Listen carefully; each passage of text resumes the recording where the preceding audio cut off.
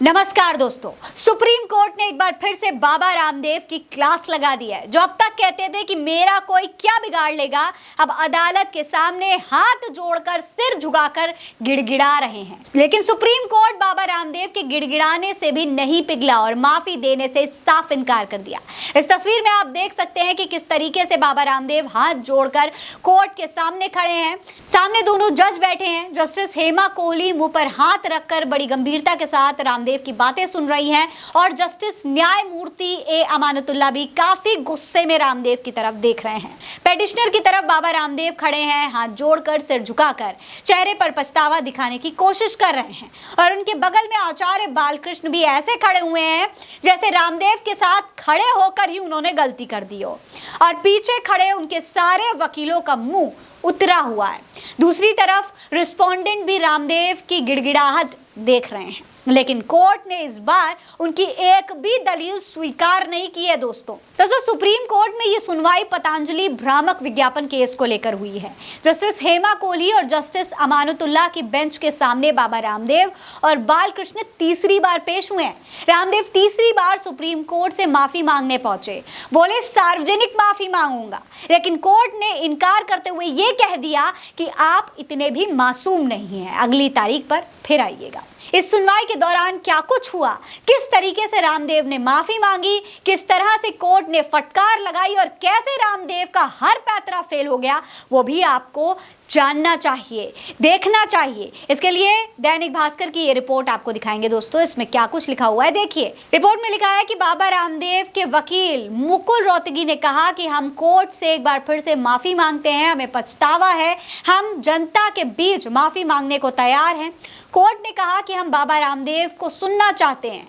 Justice Kohli ने कहा कि आपने यानी कि रामदेव योग के लिए बहुत कुछ किया है, आपका सम्मान है, लेकिन आपने ये जो स्टेटमेंट दिया है, परम आदरणीय जज साहब महोदय, अनकंडीशनली जो भी हमसे हुई हम अपोलोजाइज करते हैं। जिस चीज का प्रचार कर रहे हैं, हमारी संस्कृति में ऐसी कई चीजें हैं, लोग सिर्फ पैथोलॉजी नहीं घरेलू पद्धतियां भी इस्तेमाल करते हैं, नानी के नुस्खे भी। आप अपनी पद्धतियों के लिए दूसरे यानी कि पैथोलॉजी को गलत क्यों बता रहे हैं। फिर रामदेव ने कहा कि किसी को भी गलत बताने का हमारा कोई इरादा नहीं था।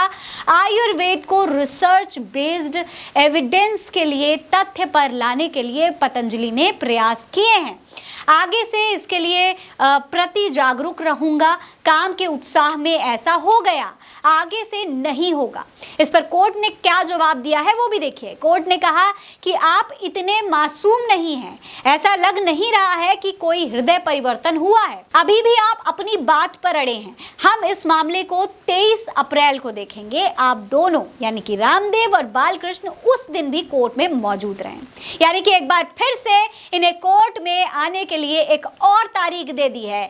पिछली कई बार से ये लगातार माफिया ही मांग रहे हैं और कोर्ट इनको तारीख पर तारीख दिए जा रही है। इससे पहले पतंजलि ने 2 और 9 अप्रैल को भी माफी मांगी थी। बाबा रामदेव की तरफ से 2 अप्रैल को जस्टिस हेमा कोहली और जस्टिस अमानतुल्लाह की बेंच में माफीनामा दिया गया था, लेकिन कोर्ट ने कोई भी माफी स्वीकार नहीं की। बेंच ने पतंजलि को फटकार लगाते हुए कहा था कि यह माफीनामा सिर्फ खाना पूर्ति के लिए है, आपके अंदर माफी का भाव ही नहीं दिख रहा है। इसके बाद कोर्ट ने 10 अप्रैल को सुनवाई की तारीख तय कर दी थी। 10 अप्रैल की सुनवाई से ठीक एक दिन पहले यानी कि 9 अप्रैल को बाबा रामदेव और पतंजलि आयुर्वेदा के मैनेजिंग डायरेक्टर आचार्य बालकृष्ण ने नया एपिसोड फाइल किया। इसमें पतंजलि ने बिना शर्त माफी मांगते हुए कहा कि इस गलती पर उन्हें खेद है और ऐसा दोबारा नहीं होगा। और आज जब वो खुद माफी मांगने पहुंच गए तो एक बार फिर से उनकी फजीहत हुई और उतरा हुआ सा चेहरा लेकर रामदेव कोर्ट से बाहर निकल आए। आप रामदेव पर सुप्रीम कोर्ट की इस लथाड़ के बारे में क्या सोचते हैं, अपनी राय हमें कमेंट सेक्शन में लिखकर जरूर बताइएगा।